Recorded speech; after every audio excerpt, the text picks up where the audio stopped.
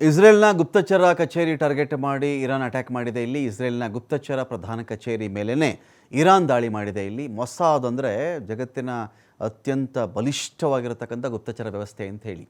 Israel ನಾಗರಿಕನೊಬ್ಬನನ್ನು ಯಾರೇ ಎಲ್ಲೇ ಯಾವುದೇ ದೇಶದಲ್ಲಿ ಕೊಂದಿರಲಿ ಅಂತಹವ್ರನ್ನ ಹುಡುಕಿ ಹೋಗಿ ಮೊಸಾದ್ ಕಡೆಯವರು ಮುಗಿಸ್ತಾರೆ ಅಂತ ಇರತಕ್ಕಂತಹ ಪ್ರಖ್ಯಾತಿ ಇದೆ. ಅದಕ್ಕೆ ಇಸ್ರೇಲ್ ನಾಗರಿಕರನ್ನು ಮುಟ್ಟಿ ಉಳಿದವರಿಲ್ಲ ಅನ್ನೋ ಮೆಸೇಜನ್ನು ಮೊಸಾದ್ ಕೊಡ್ತಾ ಇರುತ್ತೆ. ಅಂತಹ ಮೊಸಾದ್ ಹೆಡ್ ಕ್ವಾರ್ಟರ್ಸ್ ಮೇಲೇ ಹೆಡ್ ಆಫೀಸ್ ಮೇಲೇ ಇರಾನ್ ದಾಳಿ ಮಾಡಿಬಿಟ್ಟಿದೆ. ಇಲ್ಲಿ ವಾಯುದಾಳಿ ಪ್ರಪಂಚದಲ್ಲಿ ಅತ್ಯಂತ ಶಕ್ತಿಶಾಲಿ ಗುಪ್ತಚರ ಅಂತಲೇ ಖ್ಯಾತಿ ಪಡ್ಕೊಂಡಿದೆ.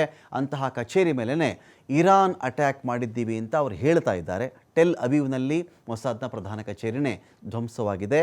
ಮಿಲಿಟರಿ ಗುಪ್ತಚರ ಇಲಾಖೆ ಕಟ್ಟಡದ ಮೇಲೆ ಕೂಡ ದಾಳಿ ನಡೆದಿದೆ. ಇರಾನ್ ಗುಪ್ತಚರ ಮುಖ್ಯಸ್ಥನ ಹತ್ಯೆಗೆ ಪ್ರತೀಕಾರವಾಗಿ ಇಸ್ರೇಲಲ್ಲೂ ನಾವೇನೋ ಮಾಡ್ತೀವಿ ಅಂಥೇಳಿ ಇರಾನ್ ಈ ಕೆಲಸ ಮಾಡಿದೆ ಅಂತ ಹೇಳಲಾಗ್ತಾ ಇದೆ.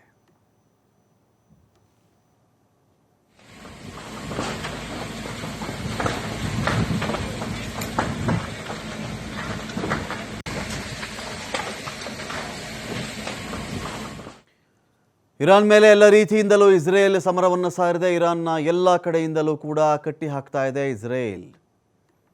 ಖಾನ್ ಯೂನಿಸ್ನಲ್ಲಿರುವ ದೊಡ್ಡ ಬಂಕರನ್ನು ಇಸ್ರೇಲ್ ಮುಚ್ಚಾಕಿದೆ. ಇಲ್ಲಿ ಯುರೋಪಿಯನ್ ಆಸ್ಪತ್ರೆ ಕೆಳಗಡೆ ಇದ್ದಂತಹ ಹಮಾಸ್ ಬಂಕರ್, ಮೊಹಮ್ಮದ್ ಸಿನ್ವಾರ್ ಮೃತದೇಹ ಸಿಕ್ಕಿದ್ದಂತಹ ಬಂಕರ್ ಕೂಡ ಬಂದ್ ಮಾಡಲಾಗಿದೆ. ಸುಮಾರು 250 ಘನ ಮೀಟರ್ ಕಾಂಕ್ರೀಟ್ ತುಂಬಿಸಿ ಕ್ಲೋಸ್ ಮಾಡಲಾಗಿದೆ. 250 ಘನ ಮೀಟರ್ ಕಾಂಕ್ರೀಟ್ ಹಾಕಿ ಇದನ್ನು ಕ್ಲೋಸ್ ಮಾಡಿರೋದು. ಬಂಕರ್ ಮುಚ್ಚಿದರೆ ಅಡಗಿಕೊಳ್ಳೋದಕ್ಕೆ ಸಾಧ್ಯವೇ ಇಲ್ಲದಂತಹ ಸ್ಥಿತಿ ಇರುತ್ತೆ ಇಲ್ಲಿ. ಹಾಗಾಗಿ ಆ ಬಂಕರನ್ನೇ ಮುಚ್ಚಾಕ್ಬಿಟ್ಟಿದೆ ಅಂತ.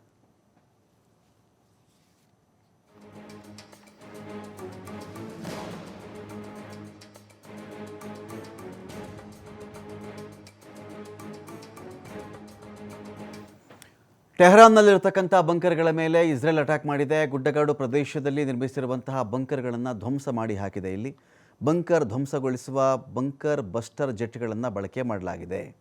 ಬಂಕರ್ಲಿ ಅಡಗಿದ್ದು ಬಿಟ್ಟರೆ ಏನೂ ಮಾಡೋಕ್ಕಾಗಲ್ಲ ಅಂತ ಇದೆಯಲ್ಲ, ಅಂಥ ಬಂಕರ್ಗಳನ್ನೇ ಬಸ್ಟರ್, ಅದನ್ನು ಒಂಥರ ಬ್ಲಾಸ್ಟ್ ಮಾಡುವ ರೀತಿಯಲ್ಲಿ, ಅದನ್ನೇ ಸಿಡಿಯುವ ರೀತಿಯಲ್ಲಿ ಬಂಕರ್ ಬಸ್ಟರ್ ಜೆಟ್ಗಳನ್ನು ಇಲ್ಲಿ ಬಳಕೆ ಮಾಡಲಾಗಿದೆ.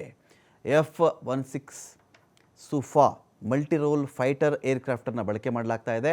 ಬಂಕರ್ಗಳ ಧ್ವಂಸಕ್ಕಾಗಿಯೇ ಸಿದ್ಧಪಡಿಸಿರುವಂತಹ ಜೆಟ್ಗಳಿವೆ. ಅಲ್ಲಿ ಟೆಹರಾನ್ ಸುತ್ತಲಿನ ಗುಡ್ಡಗಾಡು ಪ್ರದೇಶಗಳಲ್ಲಿ ಇದನ್ನು ನಿರ್ಮಾಣ ಮಾಡಲಾಗಿದೆ. ಹಾಗಾಗಿ ಬಂಕರ್ ಕೂಡ ಸೇಫ್ ಅಲ್ಲ ಅಂತ ಮೆಸೇಜ್ ಕೊಡಬೇಕಲ್ಲ, ಅದಕ್ಕೋಸ್ಕರವಾಗಿ ಈ ಕೆಲಸವನ್ನು ಮಾಡಲಾಗ್ತಾ ಇದೆ ಇಲ್ಲಿ.